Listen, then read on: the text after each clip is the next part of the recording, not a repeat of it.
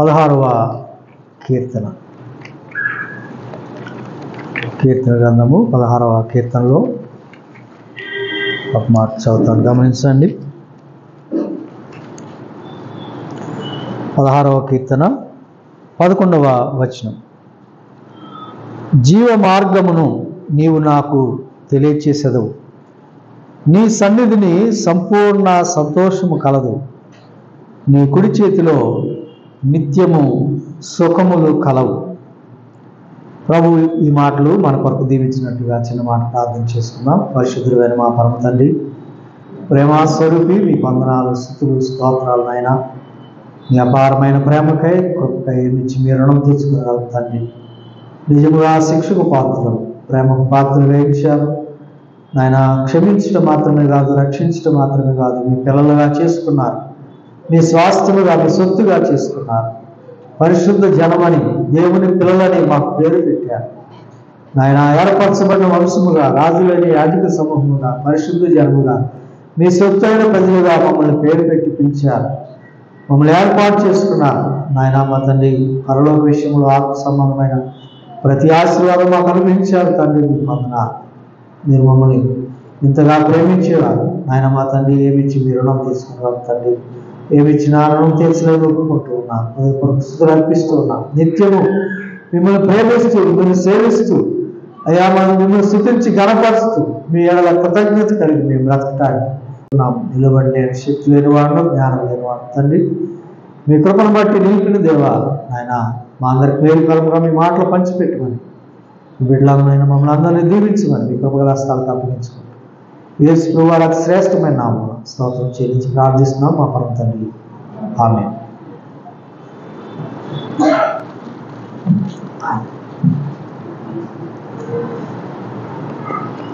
పిల్లరా, మనం చదివినటువంటి లేఖన భాగంలో భక్తుడైనటువంటి దావీదు చెప్తూ ఉన్నారు, జీవ మార్గమును నీవు నాకు తెలియచేసెదవు, నీ సన్నిధిని సంపూర్ణ సంతోషము కలదు, నీ కుడి చేతిలో నిత్యము సుఖములు కలవు అంటూ ఉన్నాడు. దేవుని సన్నిధిని గురించి అతడు పలుకుతున్నటువంటి మాటలు ఇక్కడ మనం చదువుకున్నాం. ఆయన మహారాజు అని మనకు తెలుసు.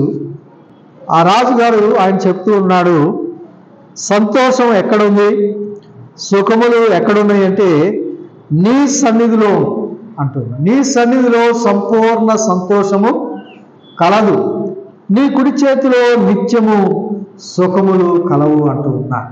దావీదు యొక్క ఆలోచన మనకు తెలుసు. దావీదుని గురించి దేవుడు చెప్పాడు, అతడు నా హృదయానుసారుడైన మనుషుడు, నా ఉద్దేశములన్నీ నెరవేర్చేవాడు అన్నాడు. సమూయేలు భక్తుడు సౌలు రాజుతో చెప్తూ అన్నాడు, యెహోవా తన చిత్తానుసారమైన మనస్సు గల ఒకని కనుగొని ఉన్నాడు.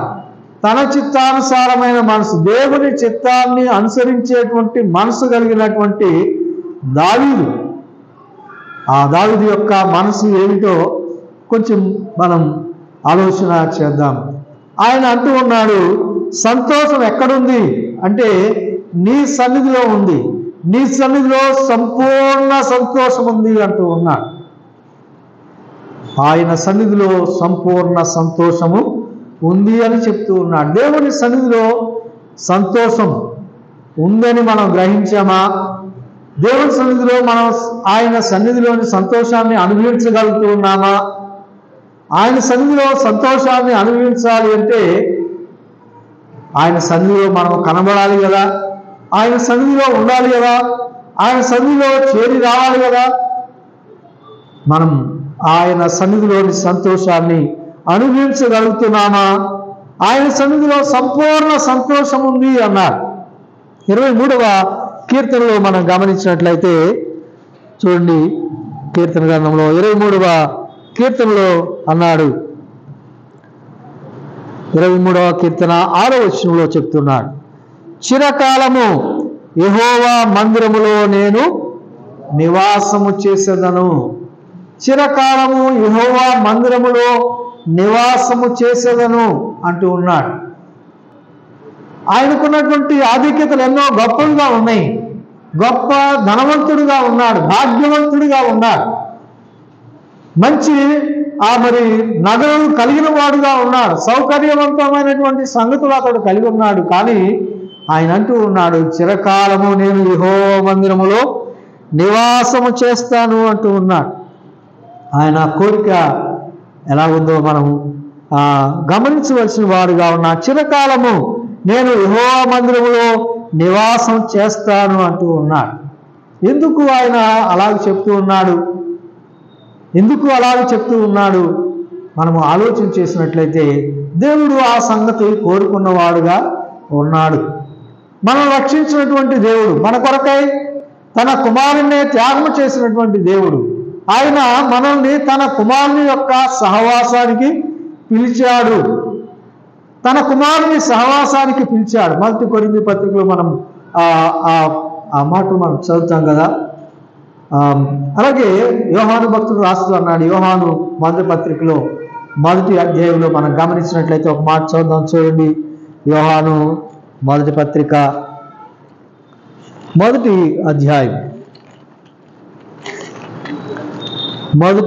అధ్యాయము మొదటి నుంచి చదువుతున్నాను, గమనించండి. జీవవాక్యమును గుర్చినది ఆది నుండి ఏది ఉండెనో, మేమేది వింటమో, కన్నుల ద్వారా ఏది చూచితమో, ఏది నిదానించి కనుగొంటమో, మా చేతులు దేనిని తాకి చూచెనో అది మీకు తెలియజేస్తున్నాం. ఆ జీవము ప్రత్యక్షమాయను, తండ్రి వద్ద ఉండి మాకు ప్రత్యక్షమైన నిత్య జీవమును మేము చూచి ఆ జీవమును గురించి సాక్ష్యమిస్తూ దానిని మీకు తెలియపరుచున్నాం. మాతో కూడా మీకును సహవాసము కలుగునట్లు మేము చూచిన దానిని వినిన దానిని మీకును తెలియజేస్తున్నాము. మన సహవాసం అయితే తండ్రితో కూడాను ఆయన కుమారుడైన యేసుక్రీస్తుతో కూడాను ఉన్నది. మన సంతోషము పరిపూర్ణమవుటకై మేము ఈ సంగతులను మీకు వ్రాయిచున్నాను అన్నాడు. మన సహవాసం అయితే తండ్రితో కూడాను ఆయన కుమారుడైన యేసుక్రీస్తుతో కూడాను ఉన్నది.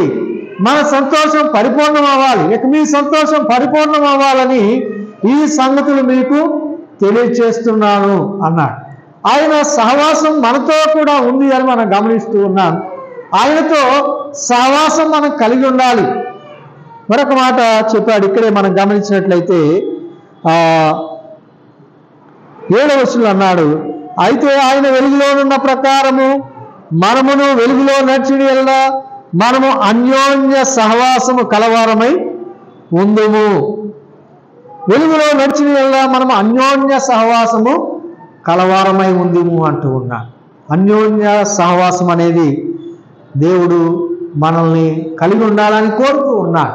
ఇక్కడ భక్తుడు తెలియజేస్తూ ఉన్నాడు, మన సహవాసము తండ్రితో కూడా ఆయన కుమారుడైన యేసుక్రీస్తుతో కూడా ఉన్నది అన్నాడు. ఆయన సహవాసానికి మనం పిలిచాడు. ఎలాగో ఆయన సహవాసం మనకు దొరికింది.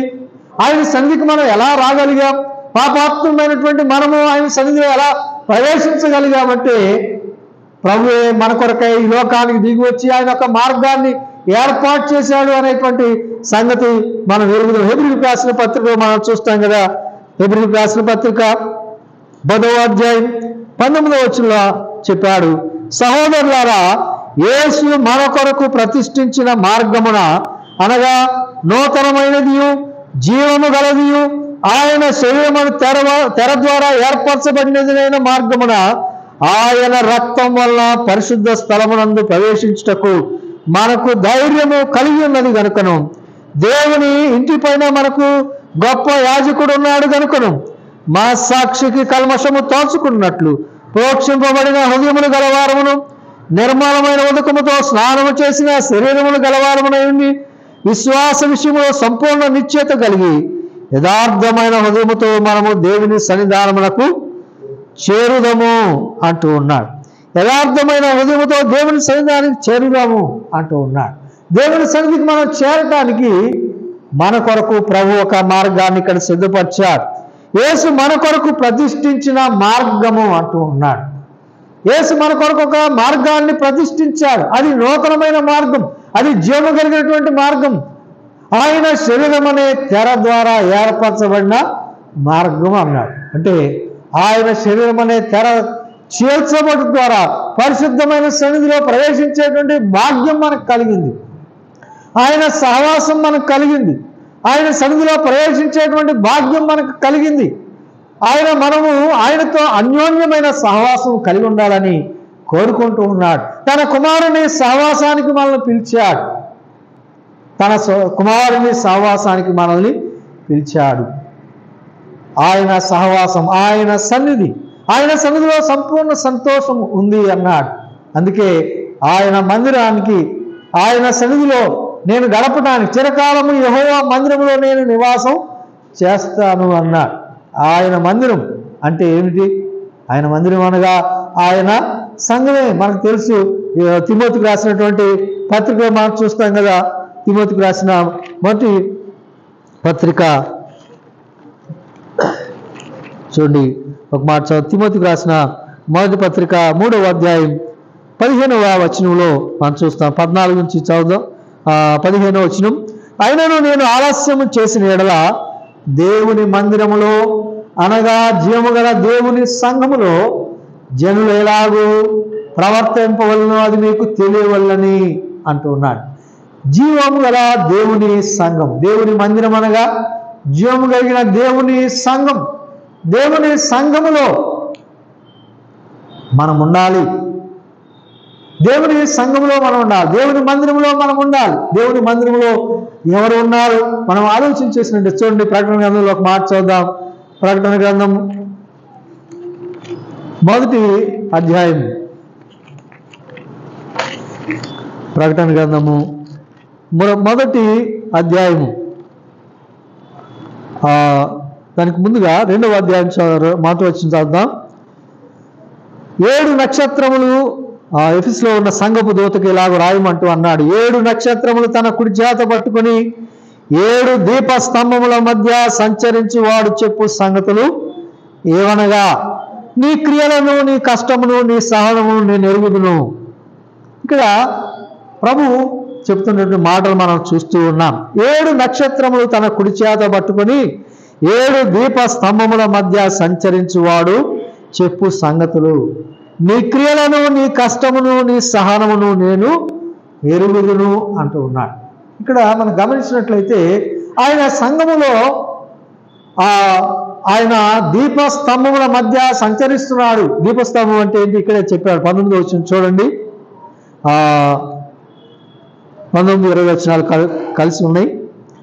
కాగా నీవు చూచిన వాటిని, ఉన్న వాటిని, వీటి వెంట కలుగు వాటిని అనగా నా కుడి చేతిలో నీవు చూచిన 7 నక్షత్రములు గుచ్చిన మర్మమును 7 సువర్ణ దీపస్తంభముల సంగతియు వ్రాయుము అంటూ ఆ 7 నక్షత్రములు 7 సంఘములకు దూతలు, ఆ 7 దీపస్తంభములు 7 సంఘములు అన్నాడు.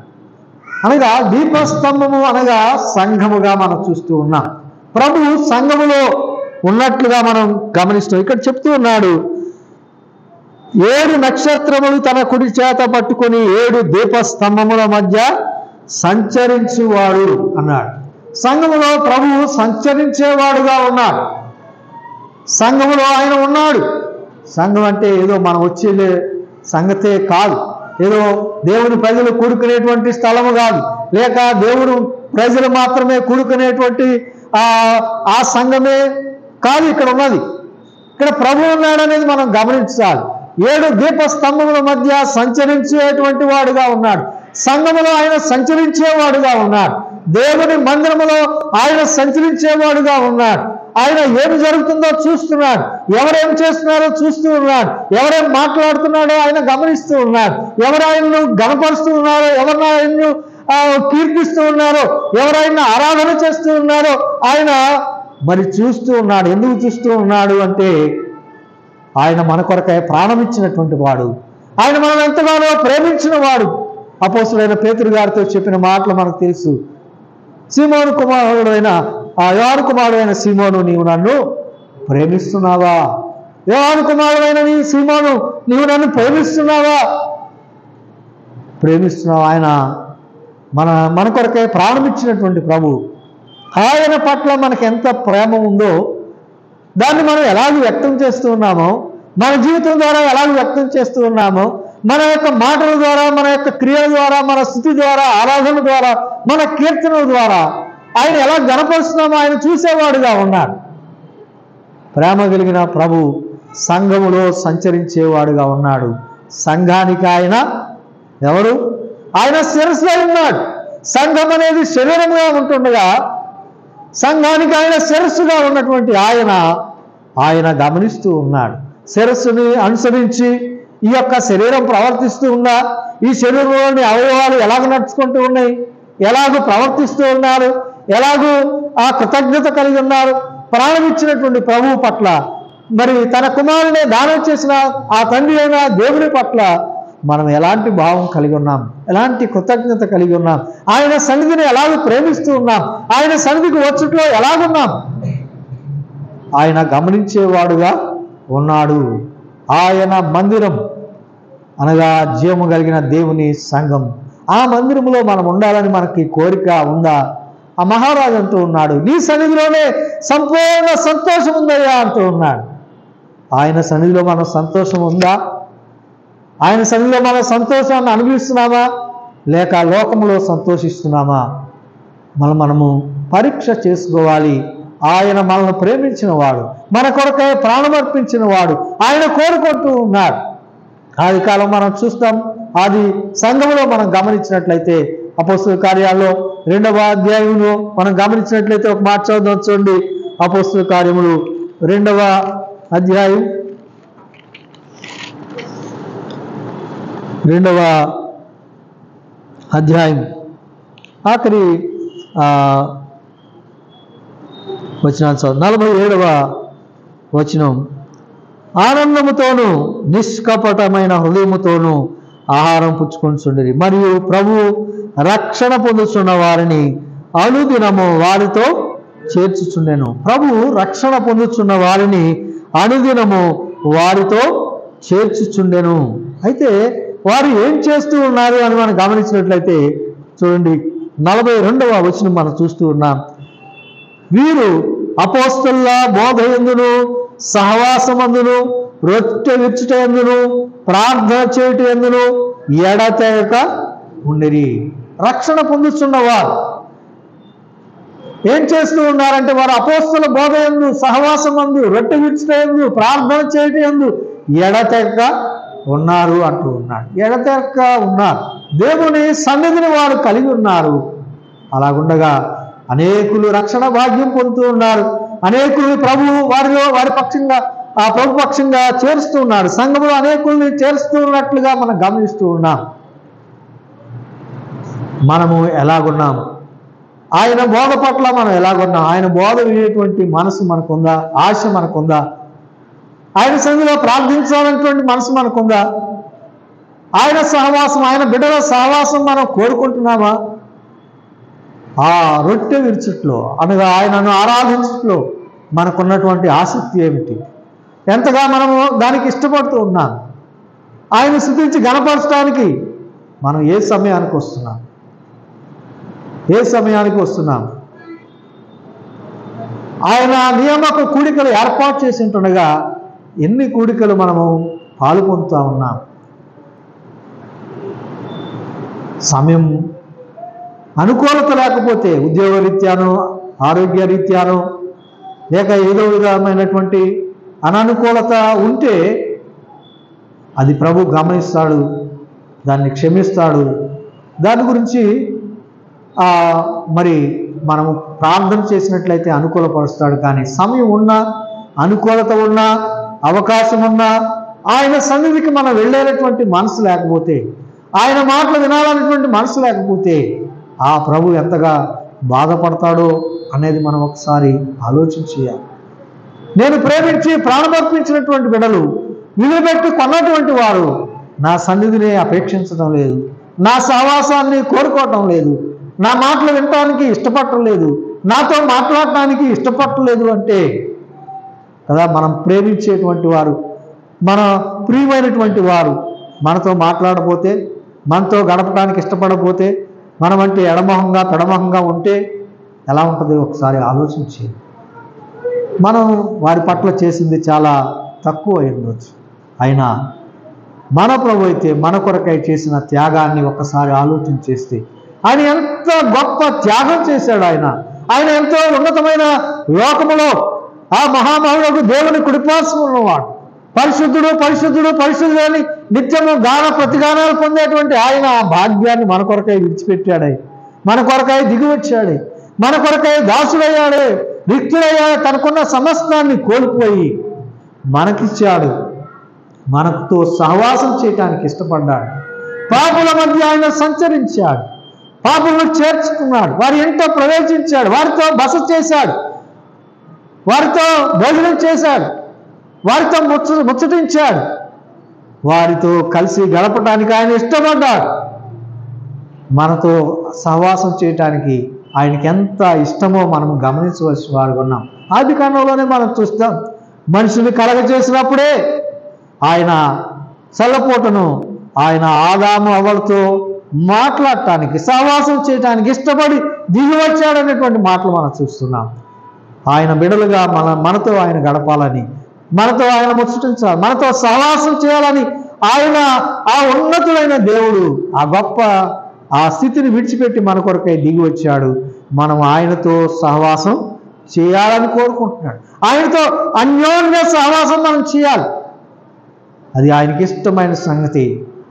మన పిల్లలతో గడపడానికి, వారితో సహవాసం చేయటానికి, వారితో ఆ మాట్లాడటానికి ఎంతగా ఇష్టపడతామో దానికి మించి పరలోకపు తండ్రి మనందరి విషయంలో అలాంటి ఇష్టం కలిగి ఉన్నాడు, ఆశ కలిగి ఉన్నాడు.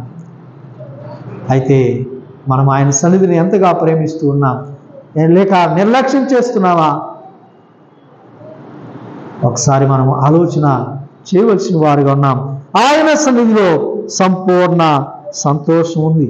ఒక భక్తుడు అంటూ ఉన్నాడు, చూడండి, కీర్తన గ్రంథంలో 42వ కీర్తనలో చూసినట్లయితే మాట చదువుకుందాం. కీర్తనలు 42వ కీర్తన మొదటి వచనం చదువుదాం. దుప్పి నీటి వాగుల కొరకు ఆశపడినట్లు దేవా నీ కొరకు నా ప్రాణము ఆశపడుచున్నది. నా ప్రాణము దేవుని కొరకు తృష్ణగొనుచున్నది. జీవము గల దేవుని కొరకు తృష్ణగొనుచున్నది. దేవుని సన్నిధికి నేను ఎప్పుడు వచ్చేదను, ఆయన సన్నిధిని నేను ఎప్పుడు కనబడదను. ఈ యొక్క మాటలు మనం గమనించాలి. కోరహు కుమారులు పలుకుతున్నటువంటి మాటలు, దుప్పి నీటి వాగుల కొరకు ఆశపడినట్లుగా దేవా నీ కొరకు నా ప్రాణము ఆశపడుతుంది అంటూ ఉన్నారు. మన ప్రాణం ఏముంటుంది? మన ప్రాణం యొక్క ఆశ ఎక్కడ ఉంది?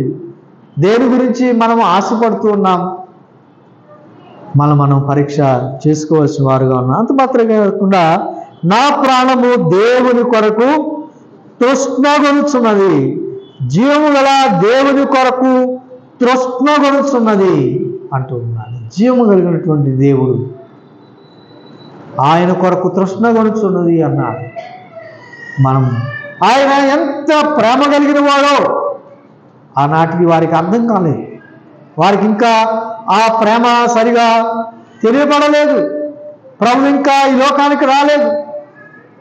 ప్రభు యొక్క ప్రేమ, తండ్రి ప్రేమ వారికి ఇంకా అర్థం కాలేదు. అలాంటి పరిస్థితుల్లో దేవుడు చేసిన ఆ మేలుని, ఆ రక్షణ భాగ్యాన్ని గమనిస్తూ వారంటూ ఉన్నారు, నా దేవుని సన్నిధికి నేను ఎప్పుడు వెళ్ళగలను, ఆయన సన్నిధి నేను ఎప్పుడు కనబడగలను, జీవము గల దేవుని దర్శించాలని, ఆయన సన్నిధికి వెళ్ళాలని నా ప్రాణము ప్రస్తుతమవుతున్నది అంటున్నారు. ఇంతగా ఆయన ప్రేమను తెలుసుకున్నటువంటి మనం, ఇంతగా ఆయన ప్రేమను ఎరిగినటువంటి మనం, ఆయన యొక్క త్యాగాన్ని ఎరిగినటువంటి మనలో మరెంతగా ఆయన పట్ల తృష్ణ కలిగి ఉండవలసిన వారం, ఎంతగా ఆయన సన్నిధి పట్ల ఆసక్తి కలిగి ఉండవలసిన వారం. ఆయన అంటూ ఉన్నాడు, నేను ఎప్పుడు వెలుగును, నా దేవుని సన్నిధికి నేను ఎప్పుడు వెలుగును, ఎప్పుడు కనబడదును అన్నాడు. దేవుని సన్నిధికి నేను ఎప్పుడు వచ్చేదను, ఆయన సన్నిధిని నేను ఎప్పుడు కనబడదును. ఎప్పుడెప్పుడు దేవుని సన్నిధికి వెళ్ళాలా అని ఆశపడుతూ ఉన్నాడు. అయితే మనలో అలాంటి ఆశ ఉందా? మనం ఎప్పుడు వస్తున్నాం, ఎప్పుడు కనబడుతున్నాం? ఆయన సన్నిధిలో సంపూర్ణ సంతోషం ఉంది. ఆయన కుడి చేతిలో నిత్యము సుఖములు ఉన్నాయి. ఆయనను ప్రేమించే వారికి మేలు కలుగుతాయి. దేవుడు సమస్తాన్ని సమకూర్చి జరిగిస్తున్నాడని రోమా 8:28 మనం చూస్తున్నాం. ఆయన పట్ల ప్రేమ మనకుందా? ఆయన పట్ల ప్రేమ లేని కారణంగా, ఆయన పట్ల ప్రేమ సరైన రీతిలో లేని కారణంగా ఎన్నో దీవెనలు మనం పోగొట్టుకుంటున్నాం. మన కుటుంబాలు ఎన్నో దీవెనలు పోగొట్టుకుంటున్నాం. ఆయన సన్నిధిని మనం ప్రేమించవలసిన వారుగా ఉన్నాం. ఒకసారి ఆలోచించేద్దాం. భక్తులు అంటూ ఉన్నారు, నేనెప్పుడు దేవుడి సన్నిధికి వెళుదును, ఆయన సన్నిధిలో ఎప్పుడు కనపడతాను అంటూ ఉన్నారు. మనం పరీక్ష చేసుకోవాలి. ఆదివారం ప్రభు సన్నిధిని మనం చేరువచ్చుట్లో మనం ఎలాంటి మనసు మనం కలిగి ఉన్నాం ఒకసారి ఆలోచన చేయవలసిన వారు ఉన్నాం. కారణం ఏమిటంటే మనం ఏ టైం అంటే ఆ టైంకి రాగలం కదా. మనకు తెలుసు కరోనా వస్తుంది అన్న సమయంలో ఉదయం 5 గంటలకే ఆరాధన పెట్టినాం. ఉదయం 5 గంటలకు ఆరాధన పెడితే అప్పుడు కూడా చేరొచ్చాం. కొంతమంది ఒక అరగంట లేటుగా వచ్చారు కదా, కానీ ఎక్కువ మంది ఆ సమయానికే వచ్చారు. ఇప్పుడు కూడా జరుగుతుంది ఏంటి, 7:30 కంటే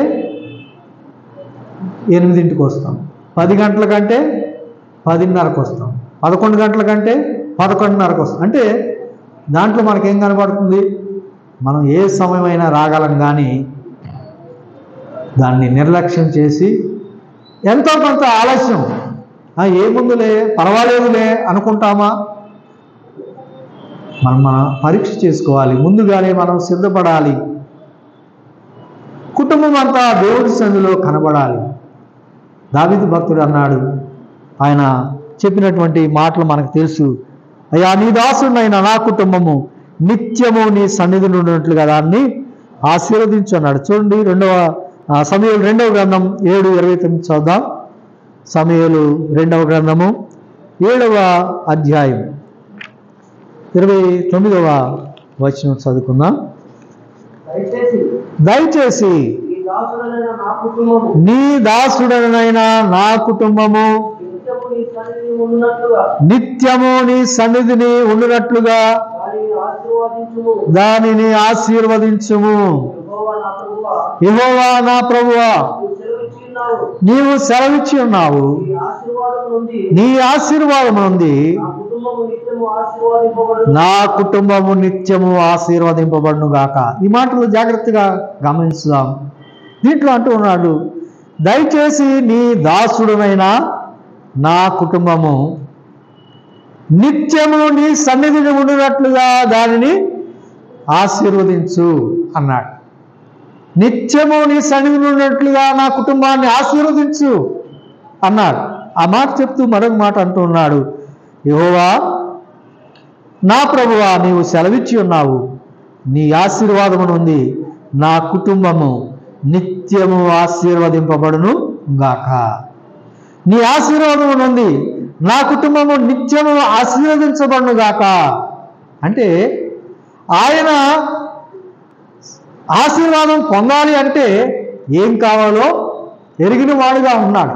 దేవుని ఆశీర్వాదం కావాలంటే, తన కుటుంబము దేవుని ఆశీర్వాదం పొంది నిత్యము ఆశీర్వాదింపబడాలి అంటే ఏం చేయాలంట? ఆయన కుటుంబము నిత్యము దేవుని సన్నిధిలో ఉండాలి. అదే ముందు చెప్పాడు, దయచేసి నీ దాసుడునైన ఆ కుటుంబము నిత్యము నీ సన్నిధిని ఉండినట్లుగా దానిని ఆశీర్వదించయ్యా అంటూ ఉన్నాడు. అంటే దేవుని సన్నిధిలో ప్రార్థన చేస్తూ ఉన్నాడు, నా కుటుంబం నీ సన్నిధిలో ఉండాలి, నిత్యమే ఉండాలి. అలాగ ఆశీర్వదించు. అలాగ ఆశీర్వదిస్తే నీ ఆశీర్వాదం నుండి నా కుటుంబం నిత్యము ఆశీర్వదించబడుతుంది అని దేవుని సన్నిధిలో ప్రార్థన చేస్తూ ఉన్నాడు. దేవుని హృదయానుసారుడైన మనిషి, దేవుని ఉద్దేశాలు నెరవేర్చేటువంటి వాడు, దేవుని చిత్తానుసారమైన మనసు గలవాడు. ఆయన చెప్తూ ఉన్నాడు, దేవునికి ప్రార్థన చేస్తూ ఉన్నాడు, అయ్యా దయచేసి నీ దాసుడైన నా కుటుంబం నీ సన్నిధిలో నిత్యం ఉండినట్లుగా దాన్ని ఆశీర్వదించు. నీ ఆశీర్వాదం నుండి నా కుటుంబం నిత్యము ఆశీర్వదించబడాలి అని ప్రార్థన చేస్తూ ఉన్నాడు. మనము మన కుటుంబాల విషయంలో ఎలాంటి ఆలోచన కలిగి ఉన్నాం? మనము దేవుని సన్నిధిలో ఈ విధముగా మనం దేవుని ప్రార్థించేవారుగా ఉన్నామా? ఆయన ఆశీర్వాదం గురించి అసలు ఆలోచన మనకుందా? ఆయన ఆశీర్వదిస్తే అది నిత్యము ఆశీర్వాదంగా ఉంటుందని మన గ్రహింపు కలిగి ఉన్నామా?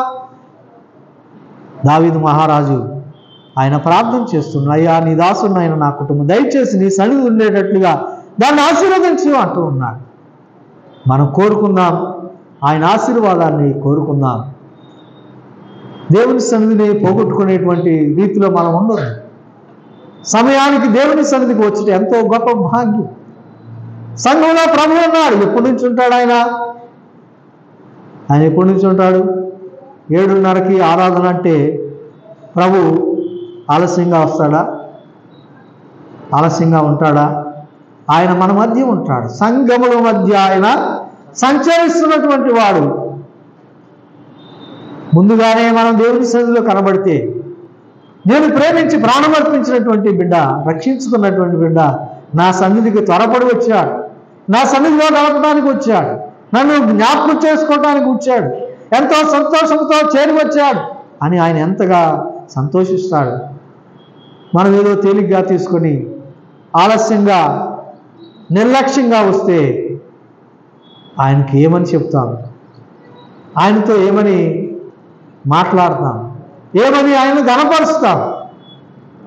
ఆయన జీవితాన్ని మనం గురించి మనకు తెలుసు. ఆయన పెందలకడనే లేచి కొండకు వెళ్ళి ప్రార్థన చేశాడు.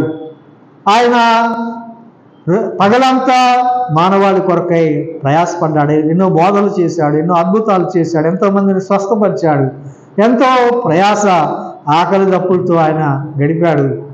రాత్రి కొండకు వెళ్ళి ఆయన ప్రార్థన చేశాడు. పెందలకడనే ఆయన లేచి కొండకు వెళ్ళి ప్రార్థన చేశాడు. ఆయన శరీరధారి అయి ఉన్నటువంటి దినాల్లో రోదనముతో కన్నీళ్లతో ప్రార్థన చేశాడు, యాచన చేశాడు. ఎవరి కోసం? మన కోసం అని మనం గమనిస్తాం. మన కోసం ఆయన అంతగా ప్రయాసపడ్డాడు. పెందలకడనే లేచి మన గురించి. ఆయనకేమన్నా అవసరం ఉందా? ఆయనకేమన్నా తక్కువ ఉందా? అంటే ఆయన మన కొరకై ప్రార్థన చేసిన వాడుగా ఉన్నాడు. దేవుని బిడ్డలమైన మనం, ప్రభు ప్రేమను పొందిన మనం, ప్రభు యొక్క కృపను పొందినటువంటి మనం, ఆయన కృప చేత, ఆయన ప్రేమ చేత మన కొరకై దిగి వచ్చి ఆయన ఒక మార్గం, ఆయన సన్నిధికి చేరవచ్చే మార్గాన్ని మన కొరకై ప్రతిష్ఠించాడే. అది నూతనమైన జీవము కలిగినటువంటి మార్గం. ఆయన శరీరం అనే తెర ద్వారా ఆయన శరీరం చేర్చబడి ద్వారా ఏర్పడిన మార్గం. ఆయన సన్నిధిలో చేరువచ్చే భాగ్యం మనకు కలిగి ఇచ్చినట్టుగా దాన్ని మనం నిర్లక్ష్యం చేస్తే ఎంత గొప్ప రక్షణ అన్నాడు కదా. హెబ్రీ పత్రిక మనం చూస్తాం 2వ అధ్యాయంలో, ప్రతి అతిక్రమము అవిధేయత న్యాయమైన ప్రతిఫలం పొంది ఉండగా ఇంత గొప్ప రక్షణను మనము నిర్లక్ష్యము చేసిన ఎడల ఎలాగూ తప్పించుకుందాము అన్నాడు. ఆయన గొప్ప రక్షణ మనకిచ్చాడు. ఆ గొప్ప రక్షణ విషయంలో మనం ఎలాంటి ఆలోచన కలిగి ఉన్నాం? మన మనసు ఎలాగుంది? ఆయన పట్ల మన ఆశ ఎలాగుంది? ఆయన పట్ల, ఆయన సహవాసం పట్ల మనకి ఎలాంటి ఆశ ఉంది? ఆయనైతే మనతో అన్యోన్య సహవాసం కలిగి ఉండాలని కోరుకుంటూ ఉన్నాడు. తన కుమారుని సహవాసానికి పిలిచాడు. ఆయన తన పరిశుద్ధాత్మ దేవుడిని మన కొరకై పంపించాడు. ఆయనతో అన్యోన్య సహవాసాన్ని మనకి అనుగ్రహించాడు. ఆ సహవాసం మనం కలిగి ఉండాలంటే, అన్యోన్య సహవాసం కలిగి ఉండాలంటే ఆయన వెలుగులోనున్న ప్రకారం మనం కూడా వెలుగులో నడవాలి. వెలుగులో నడవడం అంటే ఆయన చెప్పినట్టుగా నడవాలి, ఆయన చెప్పినట్టుగా బ్రతకాలి. ఆయన ఏ విధంగా మనం బ్రతకాలని కోరుకుంటూ ఉన్నాడో దాన్ని మనం కోరుకొని అలా బ్రతకటానికి ఇష్టపడాలి. ప్రభు పిలిచాడు. మనకు తెలుసు, మత్తయి సువార్తలో 20వ అధ్యాయం 28వ వచనంలో, 28వ అధ్యాయం 11వ వచనంలో ఆయన చెప్పాడు, ప్రయాసపడి భారం మోసుకొంచున్న సమస్త జనులారా నా యొద్దకు రండి, నేను మీకు విశ్రాంతి కలుగచేస్తాను. నేను సాత్వికుడను దీన మనసు గలవాడును కనుక మీ మీద నా కాడి ఎత్తుకొని నా యొద్ద నేర్చుకోండి, అప్పుడు మీ ప్రాణాలకు విశ్రాంతి కలుగుతుంది అని చెప్పాడు. మనము ఎలాగూ దాన్ని అపేక్షిస్తూ ఉన్నాం. ఆయన కాడి ఎత్తుకున్నామా? ఆయనకు విధేయత చూపిస్తూ ఉన్నామా? ఆయన యొద్ద నేర్చుకుంటూ ఉన్నామా? ఆయనతో గడపడానికి ఇష్టపడుతూ ఉన్నామా?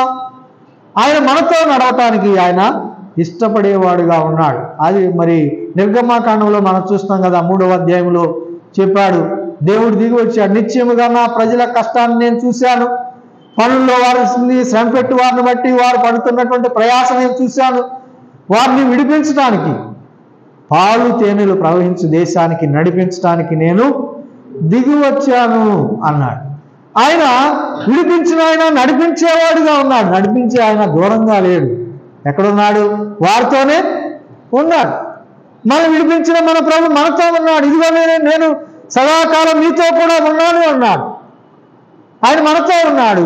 ఆయన సంఘము మధ్య సంచరించేవాడు, సంఘముల మధ్య సంచరించేవాడుగా ఉన్నాడు.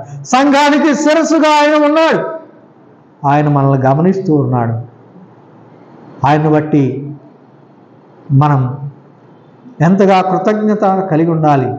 భక్తుడు అన్నాడు కదా, మరి దేవుడు చెప్పినటువంటి మాటలు, నా యందు విశ్వాసం ఉంచిన వాడు, నా యందు విశ్వాసం ఉంచి మరి ఇక్కడ అన్నాడు, నా ఎదుట నీతిమంతుడైన వాడు విశ్వాస మూలముగా జీవించును గాని అతడు వెనుక తీసిన యెడల నా ఆత్మకు సంతోషం లేదు అన్నాడు. నా ఎదుట నీతిమంతుడైన వాడు విశ్వాస మూలముగా జీవించును గాని అతడు వెనుక తీసిన యెడల అతని యందు నా ఆత్మకు సంతోషం లేదు. మనల్ని ఎంతో ప్రేమించి ప్రాణం ఇచ్చిన ప్రభువుకి సంతోషం కలిగించే రీతిలో మనం ఉన్నామా?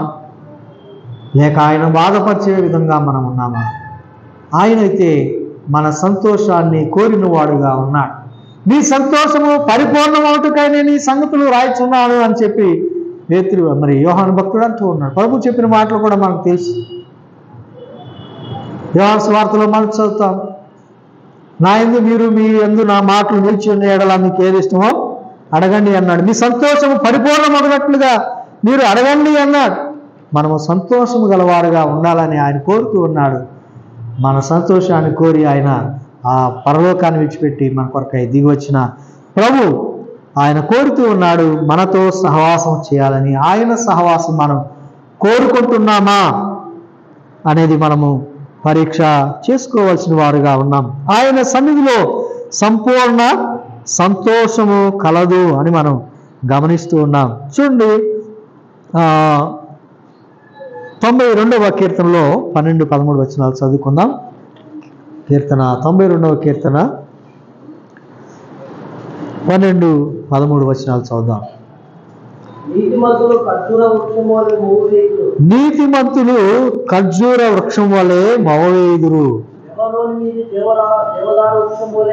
లెబానోను మీది దేవదారు వృక్షం వలె వారు ఎదుగుదురు.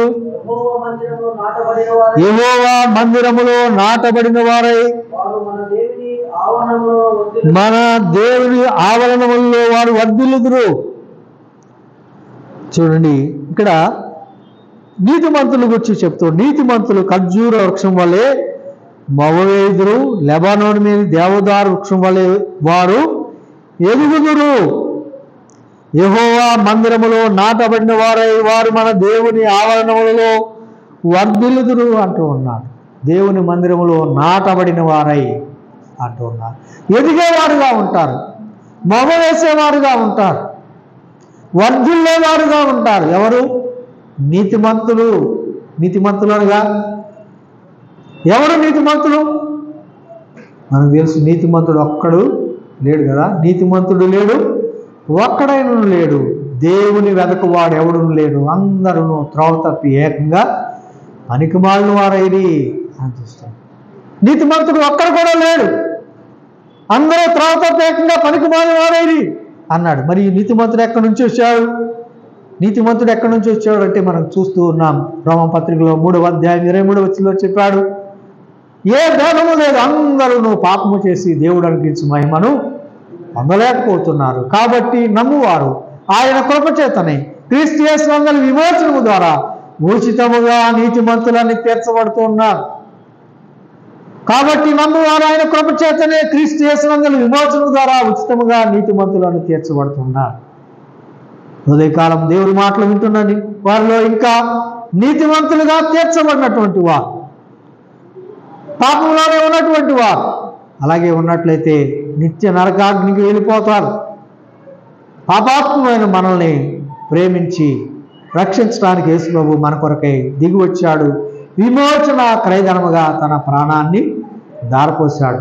పేతురు మరి తిమోతికి పత్రికలో మనం చూస్తాం, పౌలు భక్తుడు అంటాడు 1 తిమోతి 1:15 పాపులను రక్షించడం క్రీస్తు యేసు లోకమునకు వచ్చిన వాక్యము నమ్మదగినది, పూర్ణ అంగీకారానికి యోగ్యమైనది. నమ్మదగినది, పూర్ణ అంగీకారానికి యోగ్యమైనది. మరి నీవు నమ్మేవా? పూర్ణ అంగీకారానికి యోగ్యమైన నమ్మదగినటువంటి ఆ మాటలు నీవు నమ్మేవా? పాపం రక్షించడానికి ప్రభువైన యేసుక్రీస్తు వారి లోకానికి దిగి వచ్చాడు, ప్రాణమర్పించాడు. విమోచన క్రయధనముగా తన ప్రాణాన్ని ధారపోసి గొప్ప రక్షణ భాగ్యాన్ని సిద్ధపరిచాడు. చేయవలసింది ఒక్కటే, పాపాత్ముడు నీతిమంతుడు కావాలంటే పాపం విషయమై మారు మనసు పొందాలి. మారు మనసు పొంది దేవుని సన్నిధిలో పాప క్షమాపణ వేడుకోవాలి. దేవా పాపం నేను నన్ను కరుణించంటే ఆయన కరుణిస్తాడు, క్షమిస్తాడు. యోహాను మొదటి పత్రికలో 1వ అధ్యాయం 9వ వచనంలో భక్తుడు అంటూ ఉన్నాడు, మనం మన పాపములు ఒప్పుకొని ఎడల ఆయన నమ్మదగిన వాడు, నీతిమంతుడు గనక ఆయన మన పాపములన్నీ క్షమిస్తాడు, సమస్త దుర్నీతి నుండి మనల్ని పవిత్రులుగా చేస్తాడు అని చెప్పాడు. కనుక ఇంకా మారు మనసు పొందకుండా ప్రభువుని నమ్ముకోకుండా ఉన్నటువంటి వారు ఎవరైనా ఉంటే ఇప్పుడే యేసు ప్రభువునందు విశ్వాసం ఉంచాలి. ఆ ప్రభువుని వేడుకుంటే ఆయన నమ్మదగిన వాడు, నీతిమంతుడు కనుక ఆయన మన పాపాలు క్షమిస్తాడు, సమస్త దుర్నీతి నుండి పవిత్రులుగా చేస్తాడని చెప్తున్నాడు. కనుక ప్రభువుని నమ్ముకొని నీతిమంతుడుగా తీర్చబడాలని మనం చూస్తున్నాం. ఆ నీతిమంతులుగా ప్రభువుని నమ్మిన వారు నీతిమంతులుగా తీర్చబడ్డారు కదా. కాబట్టి నమ్మువారు ఆయన కృపచేతనే క్రీస్తు యేసునందలి విమోచనము ద్వారా ఉచితముగా నీతిమంతులుగా తీర్చబడ్డారు. అయితే నీతిమంతులు ఎలాగుంటారో ఇక్కడ చెప్తూ ఉన్నారు. నీతిమంతులు ఎలాగుంటారంట? ఖర్జూర వృక్షం వలె మోవేదురు అన్నాడు. మోవేదు లెబానోను మీద దేవదారు వృక్షం వలె వారు ఎదుగుదురు, ఎదిగేవారుగా ఉంటారు, మోవేసేవారుగా ఉంటారు. అంతేకాదు వారు యెహోవా మందిరములో నాటబడిన వారై వారు మన దేవుని ఆవరణములలో వర్ధిల్లుదురు. నాటబడిన వారుగా ఉంటారు, దేవుని మందిరంలో నాటబడిన వారుగా ఉంటారు. అంటే ఎప్పుడు చూసినా వారు దేవుని మందిరంలో కనబడేవారుగా ఉంటారు, అప్పుడప్పుడు కనబడేవారుగా ఉండరు కదా. మనం ఆలోచన చేయాలి. నీతిమంతుల విషయంలో, ప్రభు నమ్మిన బిడ్డల విషయంలో దేవుని యొక్క ఆలోచన ఏమిటో మనం ఆలోచన చేయాలి. నీతిమంతులు ఆయన ఆవరణములో నాటబడిన వారై వారు వర్ధిల్లేవారుగా ఉంటారు అంటూ ఉన్నారు. మనలో ఆ ఎదుగుదల ఉందా? ఆ ఎదుగుదల, ఆ వర్ధిల్లేటువంటి పరిస్థితి మనలో ఉందా? లేక ఎప్పుడు చూసినా ఎక్కడ చూసినా ఎక్కడ వేసిన గొంగళి అక్కడే అన్నట్టుగా కదా అలాగున్నామా? మన ప్రేమించిన ప్రభు యొక్క ఉద్దేశం అది కాదు. మనల్ని ఎంతో ప్రాణం అర్పించి ఎంతో విలువ చెల్లించి అమూల్యమైన రక్తము చేత మనల్ని కొన్న మన ప్రభు, విలువైనటువంటి తన ప్రాణాన్ని ధారపోసి మనం రక్షించిన ప్రభు మన నుండి విలువైనటువంటి జీవితాన్ని ఆయన కోరుతూ ఉన్నాడు.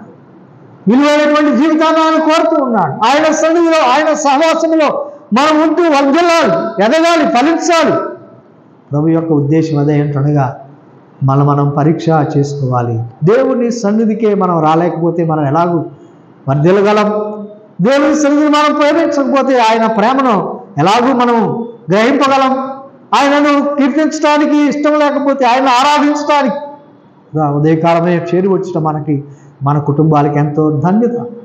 మనం ప్రేమించిన ప్రభు చెప్తూ ఉన్నాడు. ఆయన మాటలు మనం స్వీకరిద్దాం, ఆయన సన్నిధిని కోరుకుందాం. భక్తులు అంటూ ఉన్నారు, నేనెప్పుడు దేవుని సన్నిధిని కనబడను, ఎప్పుడు ఆయన సన్నిధికి వచ్చేది అని నా దేవుని విషయమై నా ప్రాణము తృష్ణగొంచున్నది అన్నాడు. నా దేవుని సన్నిధిలో కనబడాలని ఆశపడుతున్నాను అన్నాడు.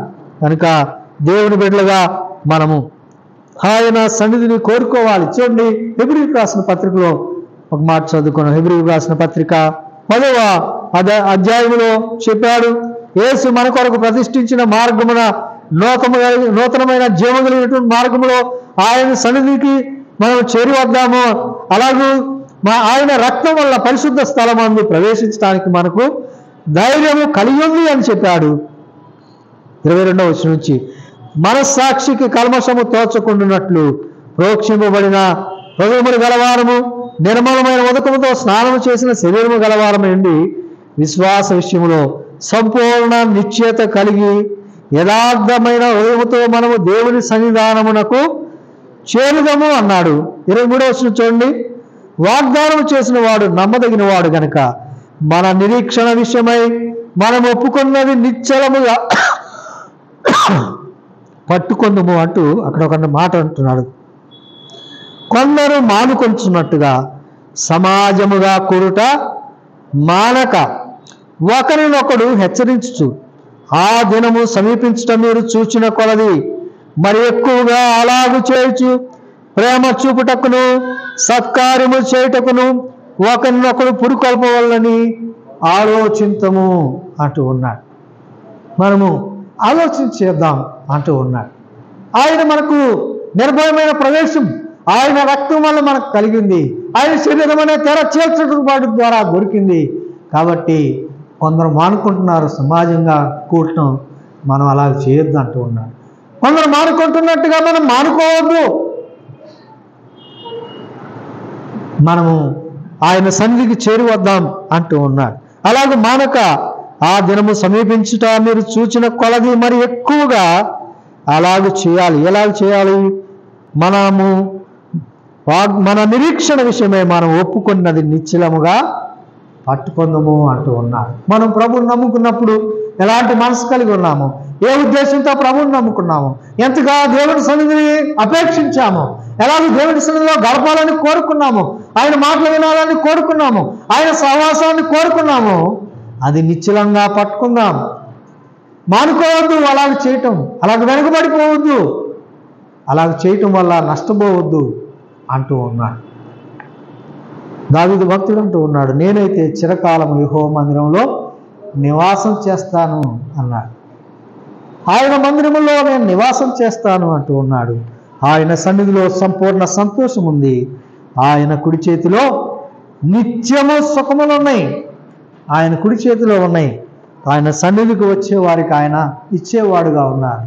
ఆయన ప్రేమించే వారికి మేలు కలుగుటకై సమస్తము సమకూర్చి జరిగించేవాడుగా ఉన్నాడు.